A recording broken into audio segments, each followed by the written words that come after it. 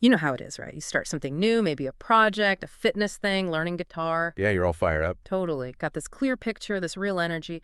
But then, well, life kind of gets in the way. The everyday stuff piles up, and Hmm. that big flame you started with suddenly feels more like a tiny flicker. Yeah, that initial enthusiasm can definitely fade. So the big question we're tackling today is, how do you actually get that fire burning again?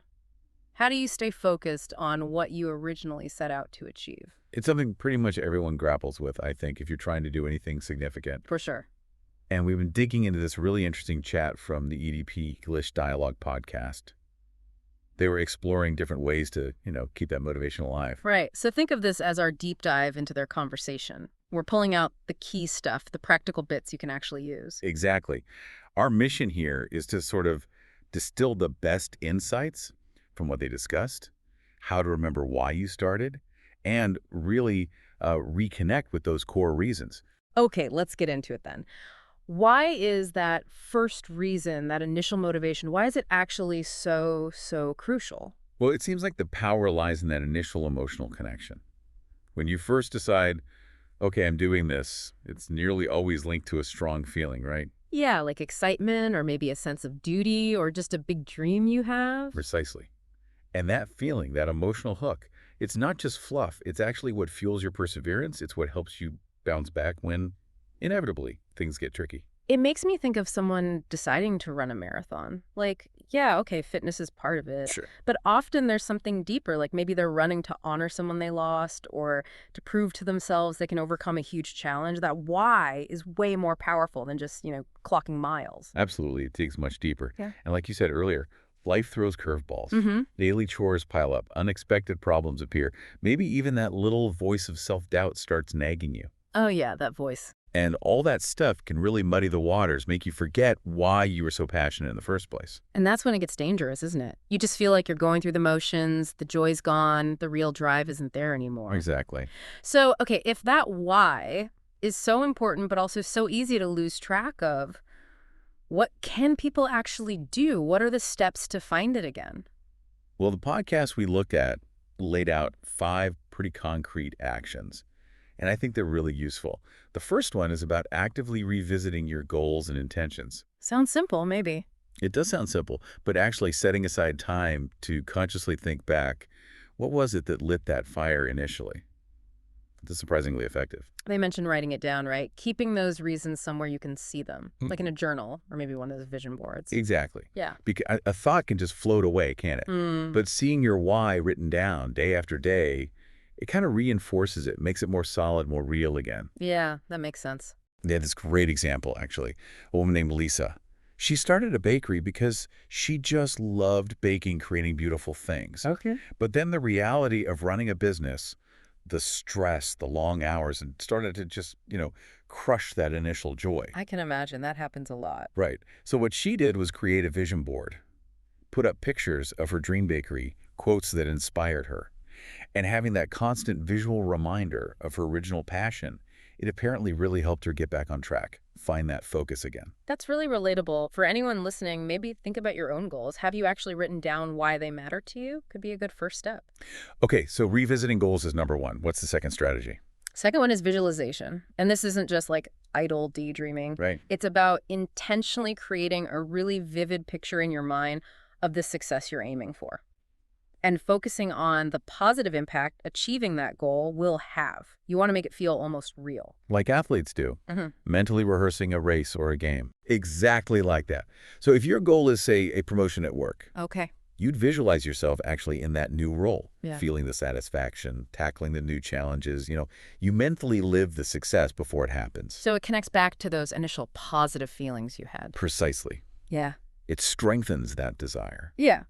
And when you vividly imagine the positive outcome, the obstacles you face along the way just seem a bit less intimidating. Okay, that makes sense. Yeah. Visualization. What's number 3?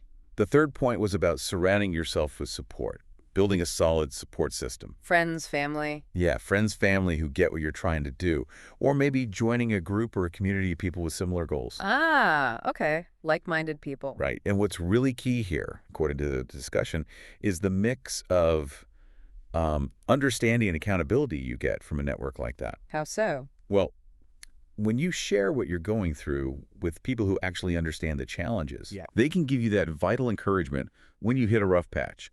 And sometimes just knowing you need to report back to someone can help you stay on track when your own motivation is flagging a bit. Accountability, right. The podcast gave examples, didn't they? Like a running group keeping people motivated to show up for training. Exactly.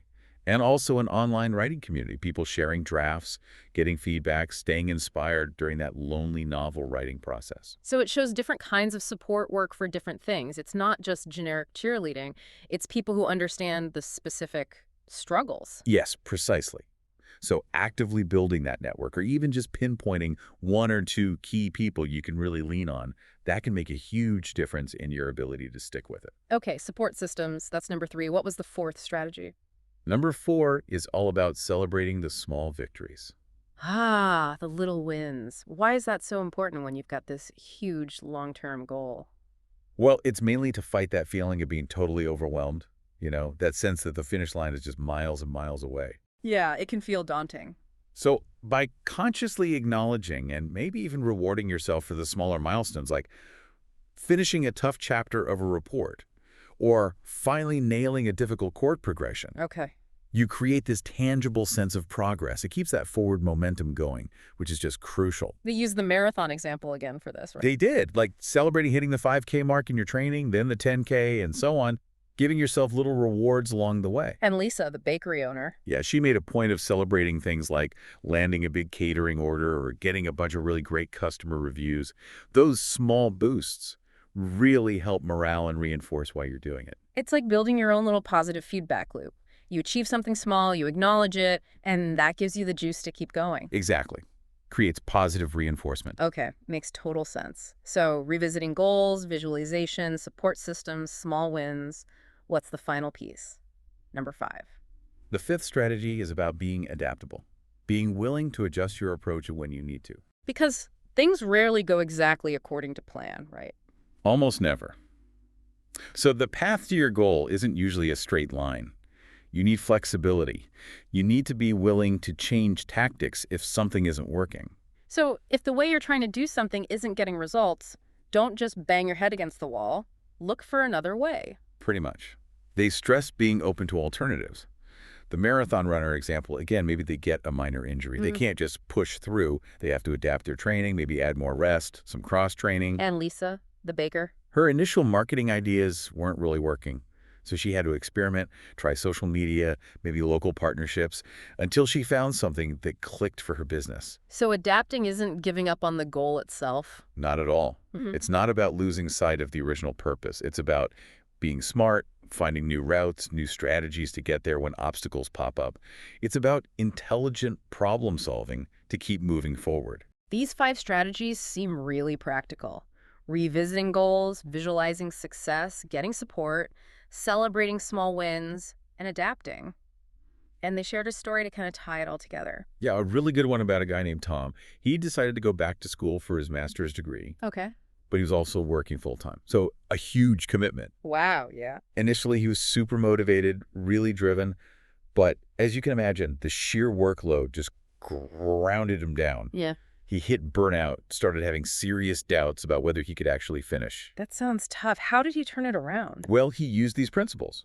He deliberately took time to revisit why he wanted that degree in the first place. What were his reasons? Things like advancing his career, sure, but also setting a really positive example for his kids. Those were his deep whys. Okay. Then, based on that, he took practical steps. He restructured his schedule, tried to build in more balance, and crucially, he reached out, talked to his family, connected with classmates for support and study groups. And did it work? It did. He managed to push through, overcome that burnout, and successfully completed his degree. That's a fantastic example. It really shows how consciously reconnecting with your why and then using these kinds of practical strategies can help you navigate even really big challenges. Exactly. It brings it all together. Okay, so let's just quickly recap those 5 big strategies again for everyone listening. Sure. 1, revisit your original goals and intentions. 2, use visualization to make success feel real. 3, build and lean on your support system. 4, celebrate those small incremental victories. And 5, be flexible, adapt your approach when needed. Yeah, those are the core takeaways. And applying them consistently, not just once, seems to be the key. Right, it's not like motivation is a switch you flip on and it stays on. Not at all. Yeah. Ebbs and flows, that's totally normal. The point is that by using these strategies regularly, you can kind of manage those dips. You can keep yourself pointed toward your long-term goals, even when it feels hard. That's a really important final thought, I think. It's an ongoing process. So for everyone listening, as you think about your own goals right now, maybe consider which one of these strategies feels most relevant to you today. Mm. Is it time to dust off that initial vision? Or maybe reach out to that friend who always knows how to boost your spirits? Yeah, and perhaps the question to leave everyone with is, what is that deep, fundamental why driving what you're doing right now? And maybe what's just one small thing you could do, perhaps even today, to actively reconnect with that powerful source of motivation? Because nurturing that motivation, remembering what truly matters, it's a continuous effort, isn't it? Absolutely. Well, thanks for diving into this with us today. We really hope exploring these ideas gives you some useful tools for your own journey, whatever that might be.